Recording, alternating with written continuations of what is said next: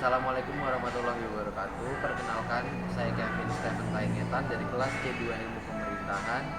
Di sini saya ingin menjelaskan bagaimana sebenarnya tentang sistem pemerintahan yang ada di Indonesia, kemudian kaitannya dengan demokrasi yang dilaksanakan di Indonesia itu sendiri. Pada awal pemerintahan Indonesia yang dipimpin oleh Insinyur Soekarno, Indonesia sudah menganut sistem presidensil yang kemudian berubah menjadi sistem demokrasi terpimpin yang berada di era Soeharto. Namun setelah era reformasi kita kembali lagi kepada sistem pemerintahan presidensial. Nah, kalian pasti tentunya agak bingung kan tentang bagaimana sistem presidensial itu sendiri seperti apa, teman-teman? Berikut akan saya jelaskan ciri-ciri dari sistem pemerintahan presidensial.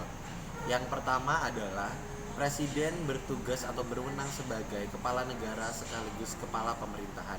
Yang kedua, presiden dipilih langsung oleh rakyat melalui pemilu. Yang ketiga, tidak adanya lembaga tinggi negara. Kemudian, yang keempat, kekuasaan legislatif dan eksekutif sama-sama kuat.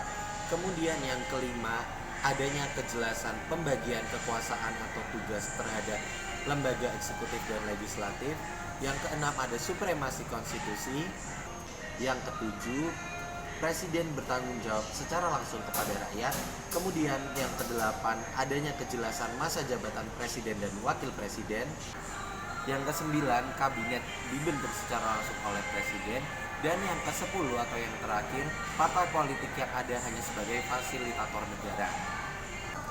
Kemudian apabila dikaitkan dengan demokrasi yang ada di Indonesia, tentunya sistem presidensial ini sangat berkaitan, teman-teman.